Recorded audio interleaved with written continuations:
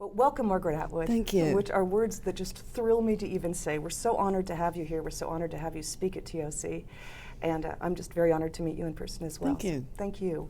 One of the things that your keynote speech at the Tools of Change conference is about the author as a primary source. And those who have been fortunate enough to see your keynote will see the drawings that you've made in which an author is humorously compared to a moose. A dead moose. A yes, dead well, moose, I have a that's dead right. Shakespeare in there too. That's right. So a dead moose, it feeds 3 dozen at least other species. At least. And a dead Mr. Shakespeare feeds a whole nother. Think of how many people have been fed by a dead Mr. Shakespeare. Indeed, Dame No, Judi Dench.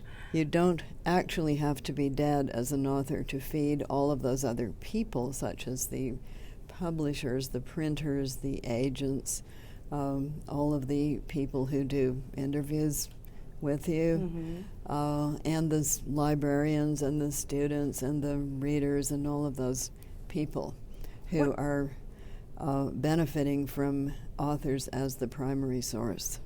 I'm wondering what made you think, I mean, obviously, as an author, as a What primary made me source, think that way? Yeah, I mean, what because caused you I to grew even wanna up illustrate it? amongst the biologists and do a lot of traveling in the north, and I knew how many other species live off the dead moose.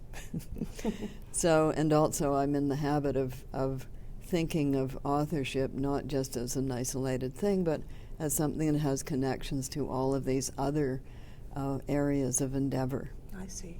Well, speaking of connectedness, you certainly have over 129,000 Twitter followers and counting. The National Globe and Mail recently called you a national Twittering treasure. They did this last the Globe and Mail Well, did. I just kind of fell into it by accident. A year and a half ago, I didn't know what Twitter was, to be quite frank with you.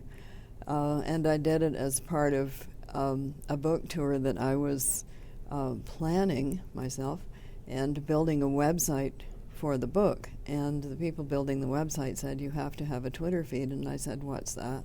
And how do I do it? So then I got into it with the help of some friends. And there I am. I don't understand everything about it, but I've learned how to make a twit pic. I can make a twit pic.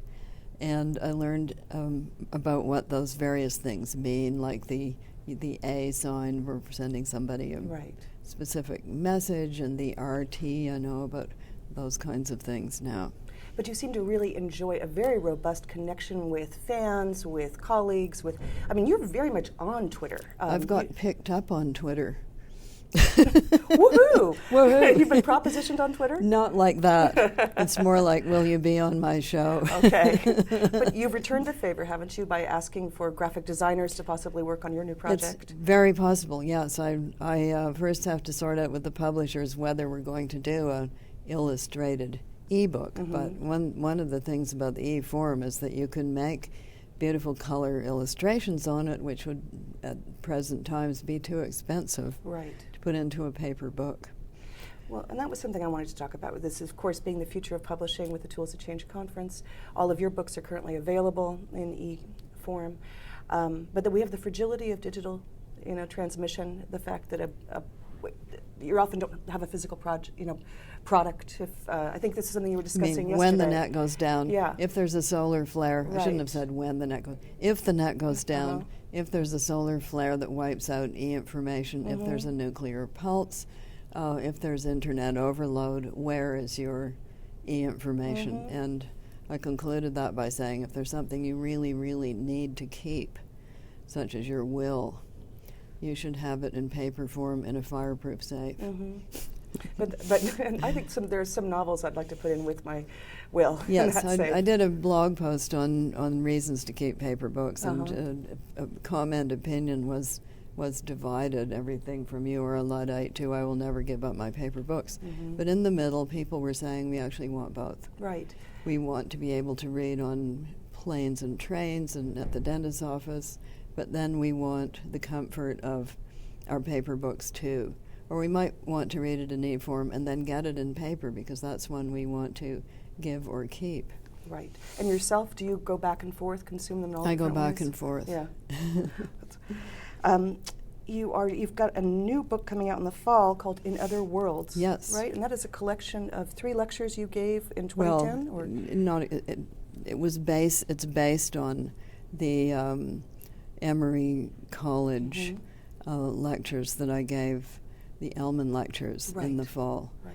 But in fact, I have been engaging with science fiction,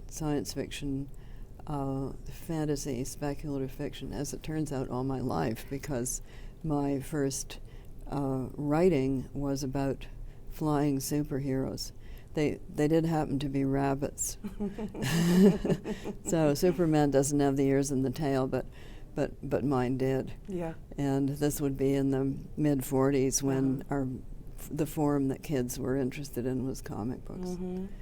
So I followed that all the way through, as far as my own, of course, writing, but also the writing I've done about various previous authors. So it examines essentially my engagement with this form. What is this form? What can it do that other kinds of fictions can't do? Where does it come from? What are its deep roots? Its deep, as it turns out, mythological roots. Interesting. And trying to give it some more, are you trying to give it more cred, to put it It has as much cred, as far as I'm concerned, as any other genre. That is, there are good detective stories, mediocre detective stories, and really quite bad detective stories. They're masters of the form. I hate to say mistresses of the form. Let's include... what sort of word can we use for that? People are really good at it. So with the SF, there are classics and people who are outstanding. And then there's middle of the road, and then there's really not very good. And that's true of every form, including the so-called realistic novel. So the criteria for me are not what genre is it, but is it compelling? Right. You know, does it engage me? Do I want to read it? And I think that about any book that I might pick up, and I do pick up any genre. I'm a completely cross-genre reader.